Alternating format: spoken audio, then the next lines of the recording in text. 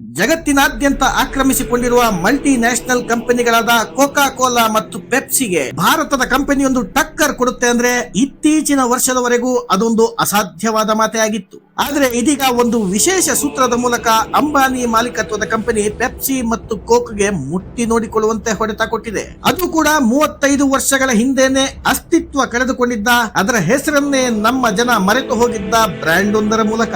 3 ವರ್ಷಗಳ ಹಿಂದಿನವರೆಗೂ ಎಲ್ಲರೂ ಮರೆತಿದ್ದ Cola brand ಇವತ್ತು 1000 ಕೋಟಿ ರೂಪಾಯಿಗೂ ಹೆಚ್ಚು ವಹಿವಾಟು ನಡೆಸ್ತಾ ಇದೆ ಅಂದ್ರೆ ಅದು ಸುಮ್ಮನೆ ಮಾತಲ್ಲ. ಇದು ಕೇವಲ ಕೋಲಾದ ಕಥೆಯಲ್ಲ, ಯಾವುದೇ ವ್ಯವಹಾರವನ್ನು ಸಕ್ಸಸ್ಫುಲ್ ಆಗಿ ಮಾಡೋದಕ್ಕೆ ಇರುವ ಸೂತ್ರಗಳ ಸರಳ ಪರಿಚಯ. ಈ ವಿಡಿಯೋವನ್ನ ಕೊನೆವರೆಗೂ ನೋಡಿದ್ರೆ ಯಾವುದೇ ಬಿಸ್ನೆಸ್ ನ ಮುಖ್ಯ ಸೀಕ್ರೆಟ್ ಗಳು ನಿಮಗೆ ಅರ್ಥವಾಗಿ ಬಿಡುತ್ತೆ. ನಮ್ಮಲ್ಲಿ ಬಸ್ ಸ್ಟ್ಯಾಂಡ್ ಗಳಲ್ಲಿ, ರೈಲ್ವೆ ಸ್ಟೇಷನ್ ಗಳಲ್ಲಿ, ಹೋಟೆಲ್ಗಳು ಮತ್ತು ಸಣ್ಣ ಪುಟ್ಟ ಬೇಕರಿಗಳಲ್ಲೂ ನೀವು ಕೋಕಾ ಕೋಲಾ ಮತ್ತು ಪೆಪ್ಸಿಯನ್ನ ನೋಡೇ ಇರ್ತೀರಾ. ಅಷ್ಟರ ಮಟ್ಟಿಗೆ ಭಾರತದ ಕೂಲ್ ಡ್ರಿಂಕ್ಸ್ ಮಾರ್ಕೆಟ್ ಅನ್ನ ಆ ಕಂಪನಿಗಳು ಆಕ್ರಮಿಸಿಕೊಂಡು ಬಿಟ್ಟಿವೆ. 90ರ ದಶಕದಲ್ಲಿ ಭಾರತಕ್ಕೆ ಕಾಲಿಟ್ಟ ಅಮೆರಿಕದ ಈ ದೈತ್ಯ ಕಂಪನಿಗಳು ತಮ್ಮ ಜಾಹೀರಾತುಗಳಿಗೆ ಕೋಟ್ಯಾಂತರ ರೂಪಾಯಿ ಖರ್ಚು ಮಾಡೋದು ಅಲ್ಲದೆ ದೊಡ್ಡ ದೊಡ್ಡ ಸೆಲೆಬ್ರಿಟಿಗಳು ಮತ್ತು ಕ್ರಿಕೆಟ್ ಆಟಗಾರರನ್ನ ತಮ್ಮ ಬ್ರ್ಯಾಂಡ್ ಅಂಬಾಸಿಡರ್ ಮಾಡಿಕೊಂಡು ದೇಶದ ಸಾಫ್ಟ್ ಡ್ರಿಂಕ್ಸ್ ಮಾರ್ಕೆಟ್ ಅನ್ನ ಸಂಪೂರ್ಣವಾಗಿ ಕಬ್ಜಾ ಮಾಡಿಕೊಂಡು ಬಿಟ್ಟಿದ್ವು. ಇವುಗಳ ಹೊಡೆತಕ್ಕೆ ನಮ್ಮಲ್ಲಿನ ದೇಸಿ ಕೂಲ್ ಡ್ರಿಂಕ್ಸ್ ಬ್ರ್ಯಾಂಡ್ ಗಳಾಗಿದ್ದ Gold Spot, Thums Up, 7 Up, Limca ಮತ್ತು ಕ್ಯಾಂಪಾ ಕೋಲಾ ಹೇಳ ಹೆಸರಿಲ್ಲದಂತೆ ಮಕಾಡೆ ಮಲಗಿ ಬಿಟ್ಟಿದ್ವು. ಹಾಗೆ ಭಾರತದ ಸಂಪೂರ್ಣ ಮಾರುಕಟ್ಟೆಯನ್ನ ಕಬ್ಜಾ ಮಾಡೋದಕ್ಕೆ ಪೆಪ್ಸಿ ಮತ್ತು ಕೋಕ್ ಕಂಪನಿಗಳು ನೆಚ್ಚಿಕೊಂಡದ್ದು ಬರೀ ಜಾಹೀರಾತುಗಳನ್ನಲ್ಲ, ಭಾರತದಲ್ಲಿ ಯಶಸ್ವಿಯಾಗಿ ಮಾರಾಟವಾಗಿ ತನಗೆ ಕಾಂಪಿಟಿಷನ್ ಕೊಡ್ತಾ ಇದ್ದ ಪಾರ್ಲೆ ಒಡೆತನದ ಲಿಮ್ಕಾ ಮತ್ತು ಥಮ್ಸ್ ಅಪ್ ಬ್ರ್ಯಾಂಡ್ ಗಳನ್ನ ಕುತ್ತಿಗೆ ಹಿಚುಕಿ ಕೋಕಾ ಕೋಲಾ ಖರೀದಿ ಮಾಡಿಬಿಟ್ಟಿತ್ತು. ಅದರಲ್ಲೂ ಪೆಪ್ಸಿ ಕಂಪನಿ ಅಂತೂ ಭಾರತವನ್ನ ಪ್ರವೇಶ ಮಾಡಿದ್ದು ಇಲ್ಲಿ ಟೊಮೆಟೊ ವ್ಯಾಪಾರ ಮಾಡ್ತೀವಿ ಎನ್ನುವ ಮುಖವಾಡವನ್ನ ಹಾಕೊಂಡು. ಈ ಅಮೆರಿಕನ್ ಕಂಪನಿಗಳು ಆಡಿದ ಇಂಥ ಕಪಟ ನಾಟಕಗಳನ್ನ ಮೊದಲು ತಿಳಿದುಕೊಂಡು ಬರೋಣ. ವಿಷಯ ಅರ್ಥ ಮಾಡ್ಕೊಳ್ಳೋಕೆ ಇದರಿಂದ ಮತ್ತೂ ಸುಲಭವಾಗುತ್ತೆ. ಅಮೆರಿಕದ ಕೋಕಾ ಕೋಲಾ ಮೊದಲಿಗೆ ಭಾರತವನ್ನ ಪ್ರವೇಶ ಮಾಡಿದ್ದು 1956ನೇ ಇಸ್ವಿಯಲ್ಲಿ. ಹಾಗಂತ ಅದು ಸಂಪೂರ್ಣವಾಗಿ ಭಾರತದಲ್ಲಿ ತಯಾರಾಗ್ತಾ ಇದ್ದ ಪೇಯವಲ್ಲ. ಅಮೆರಿಕದಲ್ಲಿ ತಯಾರು ಮಾಡ್ತಾ ಇದ್ದ ಕೋಕಾ ಕೋಲಾದ ಕಾನ್ಸಂಟ್ರೇಟ್ ಅಂದ್ರೆ ಅದರ ಎಸೆನ್ಸ್ ಅನ್ನ ಮಾತ್ರ ಇಂಡಿಯಾಕ್ಕೆ ತರಿಸಿಕೊಂಡು ನಮ್ಮಲ್ಲಿ ಅದಕ್ಕೆ ಸೋಡಾ, ಸಕ್ಕರೆ ಹಾಕಿ ಬಾಟ್ಲಿಂಗ್ ಮಾಡೋದಷ್ಟೇ ಕೋಕಾ ಕೋಲಾ ಮಾಡ್ತಾ ಇದ್ದಂತ ಕೆಲಸ. ಹೀಗಿದ್ದಾಗ 1977ರಲ್ಲಿ ಅಧಿಕಾರಕ್ಕೆ ಬಂದ ಮೊರಾರ್ಜಿ ದೇಸಾಯಿ ಸರ್ಕಾರ ವಿದೇಶಿ ಕಂಪನಿಗಳ ಮೇಲೆ ಕೆಂಗಣ್ಣು ಬೀರುತ್ತೆ. ನೀವು ತಯಾರು ಮಾಡುವ ಎಸೆನ್ಸ್ ನ ಫಾರ್ಮುಲಾ ನಮ್ಮ ದೇಶದ ಕಂಪನಿಗಳಿಗೆ ಕೊಡಿ ಅಥವಾ ಇಲ್ಲಿಂದ ಗಂಟು ಮೂಟೆ ಕಟ್ಕೊಂಡು ಈ ಕೂಡಲೇ ಹೊರಟು ಬಿಡಿ ಅಂತ ಮೊರಾರ್ಜಿ ಸರ್ಕಾರ ಕೋಕಾ ಕೋಲಾಕ್ಕೆ ಕಟ್ಟಾಜ್ಞೆ ಮಾಡುತ್ತೆ. ತನ್ನ ಸೀಕ್ರೆಟ್ ಫಾರ್ಮುಲಾವನ್ನ ಕೊಡೋದ್ರ ಬದಲು ದೇಶವನ್ನೇ ಬಿಟ್ಟು ಬಿಡೋದು ಒಳ್ಳೆಯದು ಅಂತ ಕೋಕಾ ಕೋಲಾ ತೀರ್ಮಾನಿಸಿ ಇಲ್ಲಿಂದ ಅದೇ 77ನೇ ಇಸವಿಯಲ್ಲೇ ಹೊರಟು ಬಿಡ್ತು. ಹೀಗಿದ್ದಾಗ ಅದೇ ಅಮೆರಿಕದ ಮತ್ತೊಂದು ಕೋಲಾ ಬ್ರ್ಯಾಂಡ್ ಪೆಪ್ಸಿ ಭಾರತವನ್ನ ಪ್ರವೇಶ ಮಾಡೋದಕ್ಕೆ ಕಂಡುಕೊಂಡದ್ದು ವಾಮ ಮಾರ್ಗವನ್ನ. 89ನೇ ಇಸ್ವಿಯಲ್ಲಿ ಭಾರತದಲ್ಲಿ ಹಣ್ಣು ತರಕಾರಿ ಪ್ರೊಸೆಸಿಂಗ್ ಮಾಡ್ತೀವಿ ಮತ್ತು ನಿಮ್ಮ ರೈತರಿಗೆ ಇದರಿಂದ ಭಾರಿ ಲಾಭವನ್ನ ತಂದು ಕೊಡ್ತೀವಿ ಅನ್ನುವ ದೊಡ್ಡದೊಂದು ಸುಳ್ಳು ಹೇಳೋ ಮೂಲಕ ಪೆಪ್ಸಿ ಭಾರತವನ್ನ ಪ್ರವೇಶ ಮಾಡುತ್ತೆ. ಆಗ ಕರ್ನಾಟಕ ಮೂಲದ ಸಮಾಜವಾದಿ ರಾಜಕಾರಣಿ ಜಾರ್ಜ್ ಫರ್ನಾಂಡಿಸ್ ಪೆಪ್ಸಿ ಕಂಪನಿಗೆ ಒಂದು ಎಚ್ಚರಿಕೆಯನ್ನು ಕೊಡ್ತಾರೆ. ನಿಮ್ಮದೇ ದೇಶದ ಮತ್ತೊಂದು ಕಂಪನಿಯನ್ನ ನಾವು ಈ ಹಿಂದೆ ದೇಶ ಬಿಟ್ಟು ಓಡಿಸಿದ್ವಿ, ಅದೇ ರೀತಿ ಮುಂದೆ ನಮ್ಮ ಸರ್ಕಾರ ಅಧಿಕಾರಕ್ಕೆ ಬಂದಾಗ ನಿಮ್ಮನ್ನ ಮತ್ತೆ ಇಲ್ಲಿಂದ ಎತ್ತಂಗಡಿ ಮಾಡಿಸ್ತೀವಿ, ಹುಷಾರ್ ಅಂತ ಪೆಪ್ಸಿಯ ಅಮೆರಿಕದ ಹೆಡ್ ಆಫೀಸ್ಗೆ ಜಾರ್ಜ್ ಫರ್ನಾಂಡಿಸ್ ಒಂದು ಪತ್ರವನ್ನು ಕೂಡ ಆ ದಿನಗಳಲ್ಲಿ ಬರೀತಾರೆ. ಆದ್ರೆ ಸಮಾಜವಾದಿ ಸರ್ಕಾರ ಬರೋದಕ್ಕೂ ಮೊದಲೇ ಭಾರತದಲ್ಲಿ ದೊಡ್ಡದೊಂದು ಬದಲಾವಣೆ ಆಗಿಬಿಡುತ್ತೆ. 90ರ ದಶಕದ ಆರಂಭದಲ್ಲಿ PV ನರಸಿಂಹರಾವ್ ಸರ್ಕಾರ ಅಧಿಕಾರಕ್ಕೆ ಬಂದು ಭಾರತದ ಆರ್ಥಿಕ ಚಿತ್ರಣವೇ ಬದಲಾಗಿ ಬಿಡ್ತು. ದಶಕಗಳ ಕಾಲ ಸಮಾಜವಾದಿ ನೀತಿಗಳನ್ನೇ ಅನುಸರಿಸ್ತಾ ಬಂದು ಆರ್ಥಿಕವಾಗಿ ಮೇಲೇಳೋದಕ್ಕೆ ಸಾಧ್ಯವಾಗದೇ ಇದ್ದ ಕಾರಣ ಭಾರತ 1991ರಲ್ಲಿ ಸಂಪೂರ್ಣವಾಗಿ ದಿವಾಳಿಯಾಗುವ ಹಂತಕ್ಕೆ ಬಂದಿತ್ತು. ವಿದೇಶದಿಂದ ಉತ್ಪನ್ನಗಳನ್ನ ಆಮದು ಮಾಡುವುದು ಬದಿಗಿರಲಿ, ನಮ್ಮ ದೇಶದ ಸರ್ಕಾರಿ ನೌಕರರಿಗೆ ಸಂಬಳ ಕೊಡೋದಕ್ಕೂ ಭಾರತ ಸರ್ಕಾರದ ಬಳಿ ದುಡ್ಡಿಲ್ಲ ಅನ್ನುವ ಪರಿಸ್ಥಿತಿ ಆಗ ನಿರ್ಮಾಣವಾಗಿ ಬಿಡ್ತು. ಹಾಗಾಗಿ ನಾವು ಅನಿವಾರ್ಯವಾಗಿ ಹೊಸ ಆರ್ಥಿಕ ನೀತಿಯನ್ನ ಅಳವಡಿಸಿಕೊಳ್ತೀವಿ.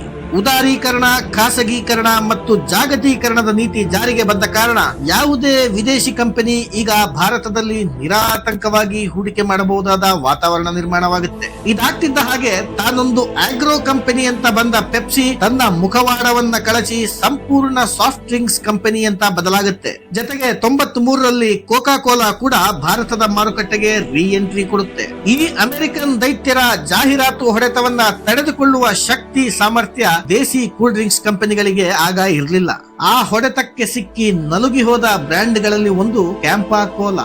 ಆದ್ರೆ ಕಳೆದ 35 ವರ್ಷಗಳಲ್ಲಿ ನಮ್ಮ ದೇಶ ಸಾಕಷ್ಟು ಮುಂದೆ ಬಂದಿದೆ. ಹಾಗಾಗಿ ನಮ್ಮದೇ ಸ್ವದೇಶಿ ಕೂಲ್ ಡ್ರಿಂಕ್ಸ್ ಬ್ರ್ಯಾಂಡ್ ಸ್ಥಾಪನೆಗೆ ಇದು ಸಕಾಲ ಅಂತ 2022ರಲ್ಲಿ ಸಾಹುಕಾರ ಮುಕೇಶ್ ಅಂಬಾನಿ ತೀರ್ಮಾನ ಮಾಡ್ತಾರೆ. ಅದಕ್ಕಾಗಿ ಹೊಸ ಬ್ರ್ಯಾಂಡ್ ಅನ್ನ ಸ್ಥಾಪನೆ ಮಾಡುವ ಬದಲು ಹಳೆ ಬ್ರ್ಯಾಂಡ್ ಕ್ಯಾಂಪಾ ಕೋಲಾವನ್ನೇ ಖರೀದಿ ಮಾಡುವ ತೀರ್ಮಾನಕ್ಕೆ ಬರಲಾಯಿತು. ಅದರ ಹಿಂದೆ ಕೂಡ ಇದ್ದಿದ್ದು ಭಾರಿ ವ್ಯಾಪಾರಿ ಬುದ್ಧಿ.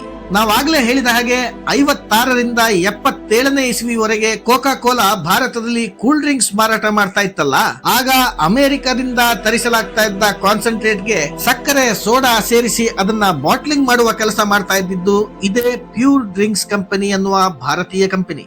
77ರಲ್ಲಿ ಕೋಕಾ ಕೋಲಾ ಭಾರತ ಬಿಟ್ಟಾಗ ಆ ಕಂಪನಿ ಕ್ಯಾಂಪಾ ಕೋಲಾ ಅನ್ನುವ ಬ್ರ್ಯಾಂಡ್ ಶುರು ಮಾಡಿ ಮತ್ತೆ 93ರಲ್ಲಿ ಕೋಕ್ ರೀ ಎಂಟ್ರಿ ಆದಾಗ ಅದರ ಹೊಡೆತ ತಡೆಯೋಕಾಗದೆ ಕ್ಯಾಂಪಾ ಕೋಲಾ ಮಕಾಡೆ ಮಲಗ್ತು.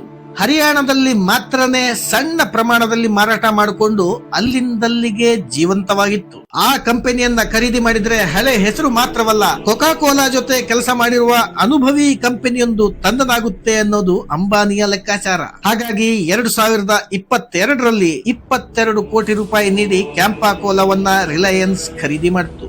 ಕ್ಯಾಂಪಾವನ್ನ ಖರೀದಿ ಮಾಡಿದ ರಿಲಯನ್ಸ್ ಆರಂಭದಲ್ಲಿ ಪ್ರಯೋಗ ಮಾಡಿದ್ದು ಮುಖ್ಯವಾಗಿ 2 ಸೂತ್ರಗಳನ್ನ. ಮೊದಲನೇದಾಗಿ ಮಾರಾಟ ದರ. ಕೋಕ್ ಮತ್ತು ಪೆಪ್ಸಿಯ 250 ml ಬಾಟ್ಲಿಗೆ 20 ರೂಪಾಯಿ ರೇಟ್ ಇಟ್ಟಿದ್ರೆ ಕ್ಯಾಂಪಾ ತನ್ನ ಡ್ರಿಂಕ್ಸ್ ಗಳನ್ನ 10 ರೂಪಾಯಿಗೆ ಕೊಡೋಕೆ ಶುರು ಮಾಡ್ತು. 40 ರೂಪಾಯಿಗೆ ಅವರು ಅರ್ಧ ಲೀಟರ್ ಕೊಡ್ತಾ ಇದ್ರೆ ಕ್ಯಾಂಪಾ ಪೂರ್ತಿ 1 ಲೀಟರ್ ಕೊಡೋಕೆ ಶುರು ಮಾಡ್ತು.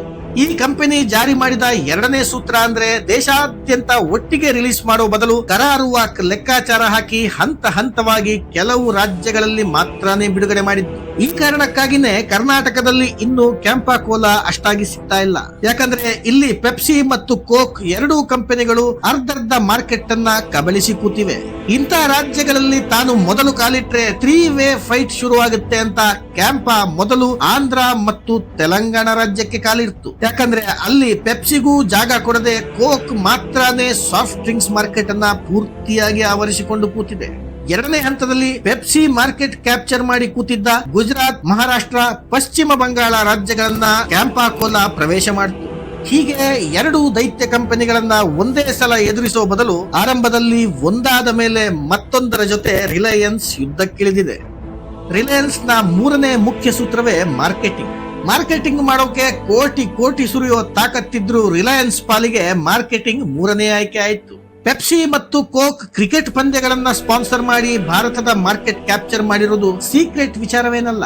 ಹಾಗಾಗಿ ಮೊದಲು ಕೆಲವು ರಾಜ್ಯಗಳಲ್ಲಿ ಗಟ್ಟಿಯಾಗಿ ಬೇರೂರಿದ ಮೇಲೆ ಕ್ಯಾಂಪಾ ಈಗ ಕ್ರಿಕೆಟ್ ಮೈದಾನಕ್ಕೂ ಕಾಲಿಟ್ಟಿದೆ. ಎಷ್ಟರ ಮಟ್ಟಿಗೆ ಅಂದ್ರೆ ಕಳೆದ IPL ನಲ್ಲಿ ಕೋಕ್ ಪೆಪ್ಸಿ ಅಡ್ವರ್ಟೈಸ್ಮೆಂಟ್ ಗಳು ಪ್ರಸಾರವಾಗೋದಕ್ಕೂ ಜಾಗ ಇಲ್ಲದೆ ಇರುವ ತರ ಕ್ಯಾಂಪಾದ ಜಾಹೀರಾತುಗಳು ಬರೋದಕ್ಕೆ ಶುರುವಾದವು. ಇದಲ್ಲದೆ 2022ರವರೆಗೆ BCCI ನ ಪ್ರತಿ ಪಂದ್ಯದಲ್ಲೂ ಜಾಹೀರಾತು ಹಕ್ಕನ್ನ ಕ್ಯಾಂಪಾಗಾಗಿ ರಿಲಯನ್ಸ್ ಈಗಾಗಲೇ ಖರೀದಿ ಮಾಡಿಟ್ಟು ಕೂತಿದೆ.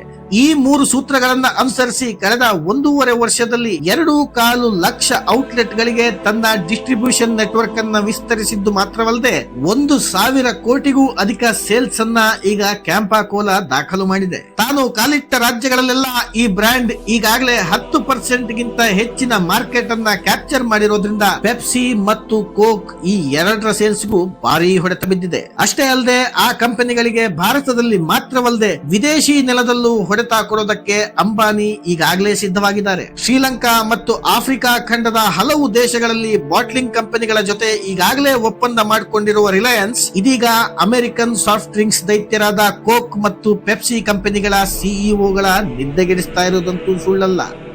ಇದರಿಂದಾಗಿ ನೀವು ಕಲಿಯುವಂತಹ ಪಾಠಗಳೇನು ಅನ್ನೋದನ್ನ ಈಗ ನೋಡೋಣ.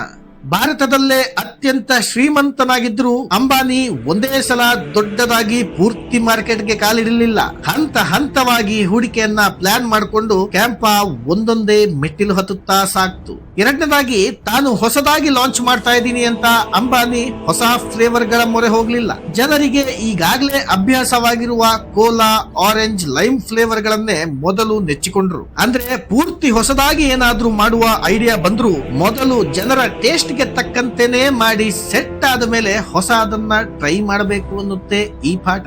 ಇದಲ್ಲದೆ ಕೈಯಲ್ಲಿ ದುಡ್ಡಿದ್ರು ಅಂಬಾನಿ ಆರಂಭದಲ್ಲೇ ಅಡ್ವರ್ಟೈಸ್ಮೆಂಟ್ ಶುರು ಮಾಡಲಿಲ್ಲ. ಅಂದ್ರೆ ಮೊದಲು ಕೆಲವು ಹಂತಗಳಲ್ಲಿ ಸಕ್ಸಸ್ ಕಂಡ ಮೇಲೆನೆ ಬಿಸ್ನೆಸ್ ನ ಅಸಲಿ ಲಾಂಚ್ ಆಗುತ್ತೆ ಅನ್ನೋದನ್ನ ಈ ಮೊದಲೇ ನಿರ್ಧಾರ ಮಾಡಿ ನಾವು ಮಾರ್ಕೆಟ್ ಇಳಿಬೇಕು. ಈ ಸರಳ ಪಾಠಗಳು ನೀವು ಕೂಡ ಬಿಸ್ನೆಸ್ ನಲ್ಲಿ ಅಳವಡಿಸಿಕೊಳ್ಳುವಂತದ್ದೇ. ಇವಿಷ್ಟೇ ಅಲ್ಲದೆ ಇದರಿಂದ ನಾವು ಕಲಿಯುವಂತ ಇನ್ನೂ ಒಂದು ಪಾಠ ಏನಿದೆ ಅನ್ನೋದನ್ನ ನೀವೇ ಯೋಚನೆ ಮಾಡಿ ಅದನ್ನ ಕಮೆಂಟ್ ಬಾಕ್ಸ್ ಅಲ್ಲಿ ತಿಳಿಸಿ. ನಿಮ್ಮ ಬುದ್ಧಿವಂತಿಕೆ ಬೇರೆಯವರಿಗೂ ಉಪಕಾರಕ್ಕೆ ಬರಲಿ.